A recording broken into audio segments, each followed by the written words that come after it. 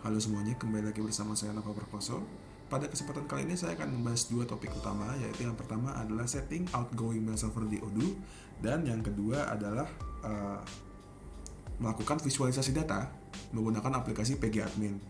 Nah, yang pertama kita akan melakukan setting outgoing mail server di Odoo. Nah, ini bisa kita uh, lakukan dengan cara mengakses developer mode yang gampangnya itu menambahkan kata-kata debug, menambahkan string ini nih di URL setelah kata-kata web. Jadi kita menambahkan debug. Nah, maka ini akan secara otomatis membuka developer mode di Odoo. Atau mungkin yang lebih simpelnya tanpa membuka URL itu di settings kita bisa activate developer mode. Nah, selanjutnya kita perlu mengakses technical settings, terutama ini bisa kita lihat itu outgoing mail servers. Nah, untuk email yang akan kita gunakan tuh email apa sih? Nah, kita akan menggunakan email Gmail. Terus saya buat email baru yaitu konfigurasi ERP Naval, dan untuk membuat outgoing mail server baru kita hanya dengan mudahnya membuat dengan menekan tombol create. Nah, sini akan muncul beberapa field yang perlu diisi. Nah, pertama misalnya deskripsinya adalah email Naval. SMTP servernya jika kita mengacu kepada panduan yang diberikan oleh dokumen tugas, itu SMTP servernya adalah smtp.googlemail.com, smtp.googlemail.com. Lalu SMTP portnya adalah 465. Lalu connection security-nya SSL TLS. Username-nya adalah username email yang akan kita gunakan, yaitu ini novalconfigurasi@gmail.com, novalconfigurasi@gmail.com, dan passwordnya adalah password dari email tersebut. Misalnya ini salah. Nah, itu dia passwordnya. Selanjutnya ada priority itu sebenarnya tidak perlu di set, tapi yang jelas adalah priority itu semakin kecil menandakan bahwa email tersebut semakin penting, jadi akan semakin diprioritaskan. Nah, selanjutnya jika sudah selesai, kita test connection nih, kita save dan kita test connection. Nah, seharusnya ini akan error. Coba kita test connection. Nah, bisa kita lihat ya, username and password not accepted. Kenapa ini bisa terjadi? Karena Google itu akan menolak request informasi kredensial dari aplikasi-aplikasi yang tidak menggunakan teknologi login yang baik, memiliki security yang tidak baik gitu. Nah, sayangnya mungkin Odoo server ini tidak dikategorikan sebagai layanan dengan keamanan login yang baik. Maka password dari ini ditolak. Password dan username ini ditolak untuk diterima meskipun sudah benar. Nah, bagaimana caranya? Bagaimana cara kita memperbaiki error ini?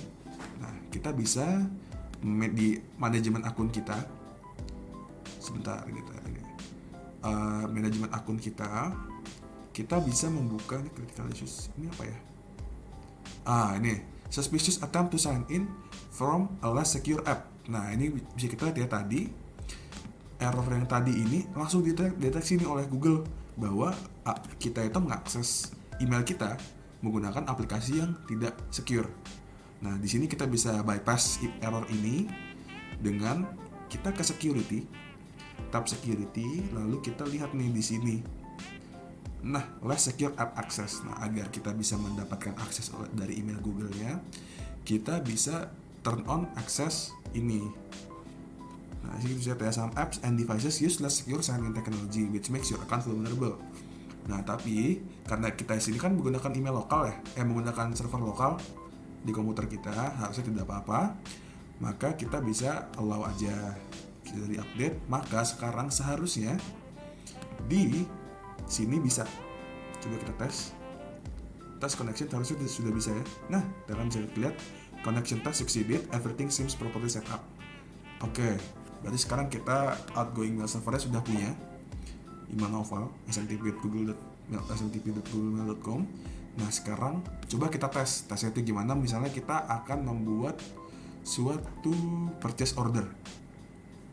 Suatu purchase order ini bisa kita create purchase order baru, create RFQ baru ini. Terus misalnya kita pakai misalnya Azure Interior, lalu misalnya pengen beli misalnya beli acoustic block screen. Kita beli acoustic block screen sebanyak 30 unit, harganya 200 misalnya. 1 juta rupiah deh. 200.000, 1 juta rupiah misalnya. Nah, bisa dia beli 30 unit acoustic block screen. Lalu untuk mengirim ke email yang setelah tadi setting, kita bisa send by email. Kita save dulu RFQ-nya. Nah, lalu kita send by email. Kita send by email ke, nah, resipiennya follows of the document and Azure Interior.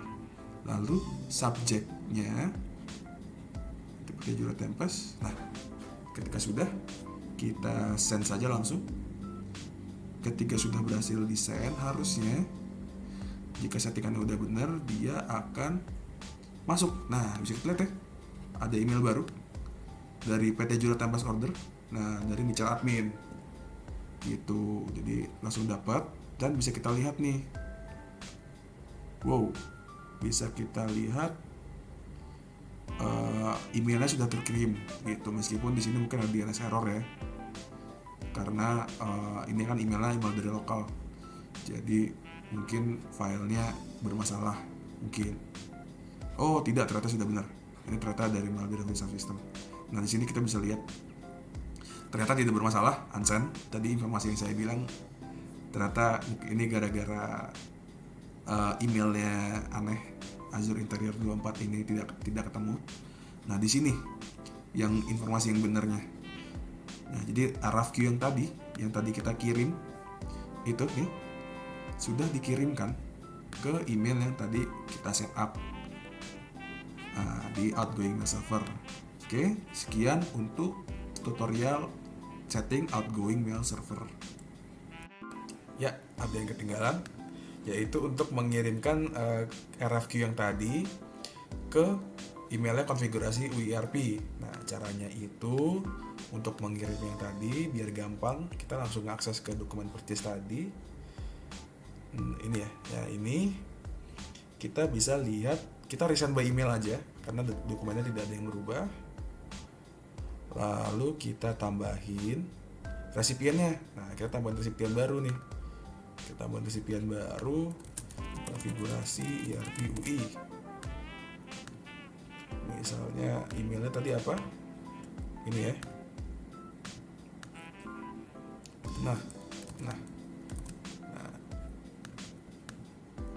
Nah, di sini kita save aja. Sudah kita save, coba kita cek tadi datanya udah benar belum. Bisa kita lihat nggak sih sini? Nggak bisa, ya udahlah, nggak usah dicek. Tadi emailnya seperti sudah benar. Nah, kita send aja. Kita send ulang. Sebentar. Nah, harusnya sudah dikirim ya. Nah, ini dia. Jadi harusnya sudah dikirim, dan kita juga bisa lihat di apabila kita buka Gmailnya yang tadi Nova Conf.ERP. Nah, pasukannya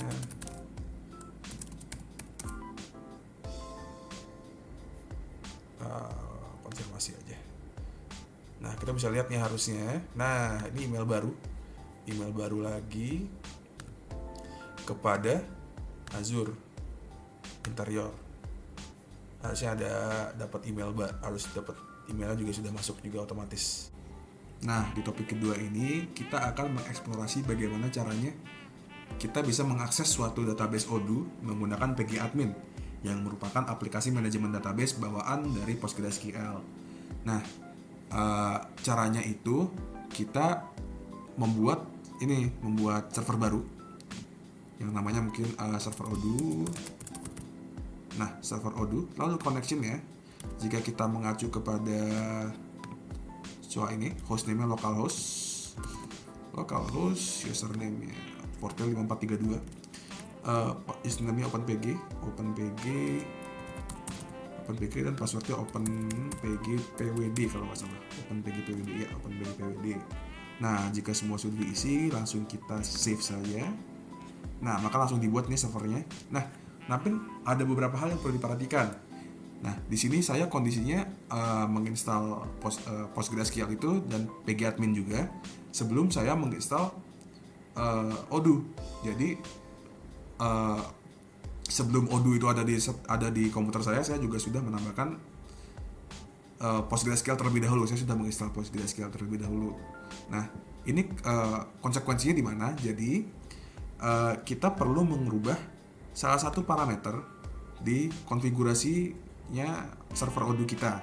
Bisa kita lihat nih Odoo 12 server, jadi terletak di program file kita, terutama di parameter pgpath.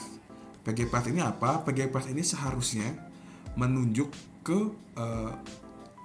lokasi data PostgreSQL kita. Nah, kalau di komputer saya itu ini